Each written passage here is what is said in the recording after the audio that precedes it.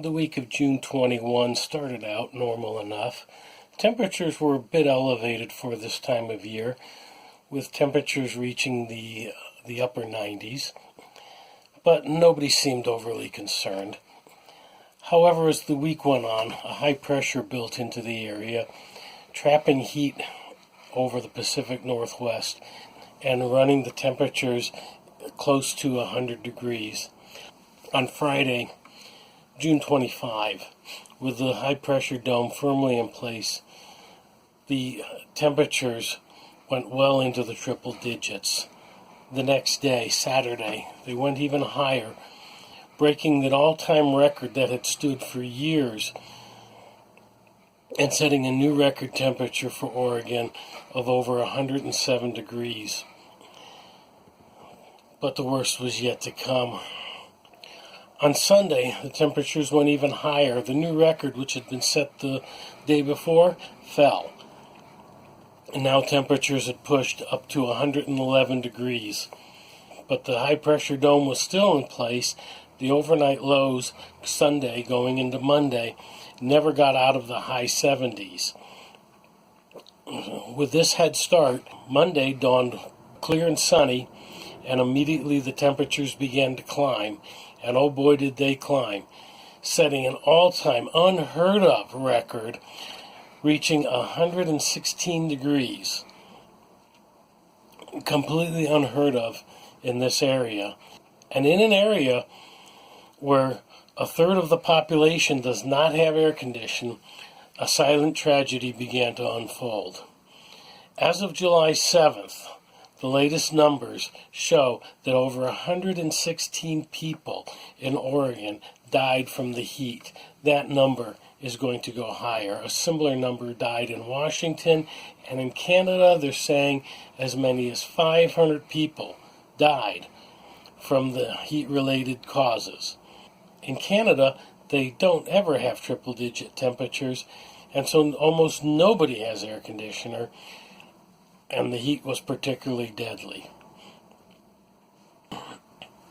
Hello YouTube, my name's Gordon Reeder, and you're watching Northwest Prepared, where normally I tell you how I'm preparing to survive the aftermath of the Cascadia subduction zone earthquake. However, considering the tragedy that unfolded over the last week, I think it is important that maybe I should take a little detour today and talk about how to survive a heat wave, or how to try and survive a heat wave.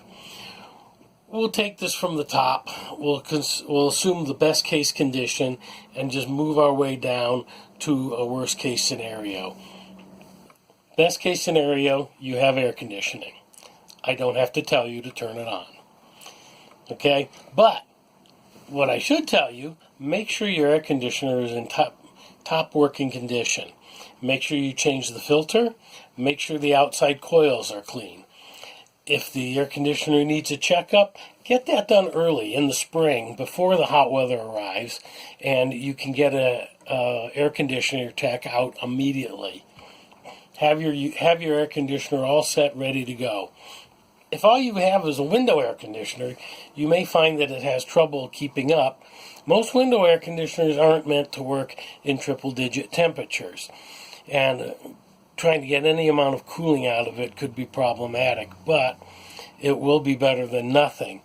Again, make sure the filter, yes, those little window units do have filters in them. They're right behind the front grille. If you haven't cleaned it lately, you'd be surprised at how much gunk is built up. Make sure you're getting good airflow through the machine to get the most amount of cooling. Also, make sure the outside coils are clean. Make sure nothing is obstructing the airflow through the machine. Make sure no bushes, nothing is out there that is going to obstruct the airflow through the machine and through the coils. If you have a choice, put the air conditioner in a north window where it will not get sunlight on it. The sun beating down on the machine will warm it up, will cause it to overheat, and drastically reduce its effectiveness for cooling. If you must put it on the south side of your house, in the shade of a tree would be preferable to nothing else. Rig a sunshade if you have to. Keep the sun off the machine. During the very worst part of the day, one trick I found is spraying down the outside coils every now and then with a stream of cold water. The evaporation of the water that you spray on the coils is going to make the machine be able to cool better, make it more efficient, and for about 5 minutes you'll get a much cooler blast of air on the inside. It won't last very long, but it helps. If all you have is a window air conditioner and you can't cool down the entire house, pick an area of the house that you can cool down and just live in that area until the worst of the heat passes. If you don't have air conditioning, use someone else's. Yeah, just go to the store. Just hang out in the store for a while. Go to the library. Go to a museum. Go to anywhere that's open to the public that is air conditioned. Take a ride on an air conditioned mass transit bus. You don't have to go anywhere. Just ride. If you can, visit friends and family that do have air conditioning. And if you're lucky enough to have air conditioning and you've got friends, families, and neighbors that don't and that are particularly susceptible to the heat, invite them over. Be a damn good neighbor. And with the neighbors over visiting, it's a good time to broach the subject. Gee, you weren't prepared for this. Are you going to be prepared for the big one? It's a good way to broach the subject and get them thinking about it. No air conditioning anywhere? Ice and water and fans are your friends. Fans will help keep you cool. The moving air will help cool you. You can make it feel like it's as much as 10 degrees cooler, although 10 degrees less than 110 is still very hot. Eat popsicles. Drink water. Drink lots of water. Drink ice water. Take a towel, a wet towel, drape it over your head. Put a towel around your neck. Okay, roll it into a collar, drape it down over your arms and your chest. Just wear that wet towel, and the evaporation of water from that towel will help cool you.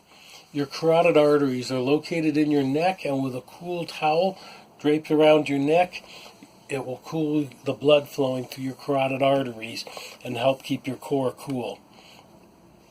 Spray your arms down with water. Again, your arms have a lot of surface area and will lose a lot of heat, and losing heat through your arms is also a very effective way of cooling your body. In any case, be aware of the signs of heat stress, and don't hesitate to call 911 if you start feeling any symptoms of heat stress. Get outside if you have to. If the inside of your house is getting too warm, go outside. Get under the shade of a large tree. Stick your feet in a bucket of water. My neighbors put up a swimming pool, made good use of it for 4 days. Wish I could have gone over there and jumped in there with them, but that's another way to stay cool. Just go swimming. If the municipal swimming pools or a local splash pad is available, go use it. Let's talk about a few other things. At night, cool the house down as best you can. That means ventilating the house, getting cold air from outside in the house, getting rid of the hot air. Run the air conditioners at night if you have to pre-cool the house. Get the house as cold as possible at night, and then close the windows. As soon as it starts warming up during the day, then the outside temperature starts approaching the inside temperature, close the windows. Block the sun from coming in. I'm going to turn this camera around. I want to show you something.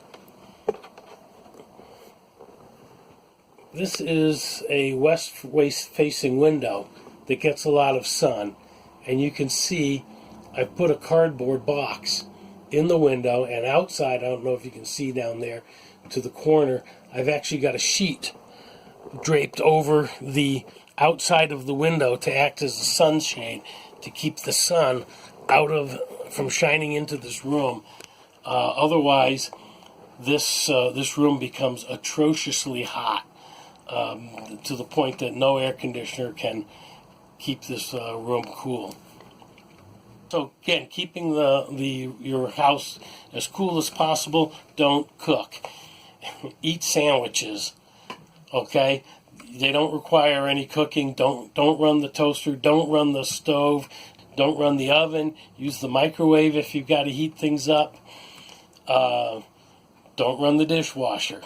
Because of the strain that all the air conditioners are putting on the power grid, limit yourself to running one heavy appliance at a time, just so you don't contribute to the demise of the power system and cause a blackout. So, speaking of blackouts, what do you do in a grid down situation?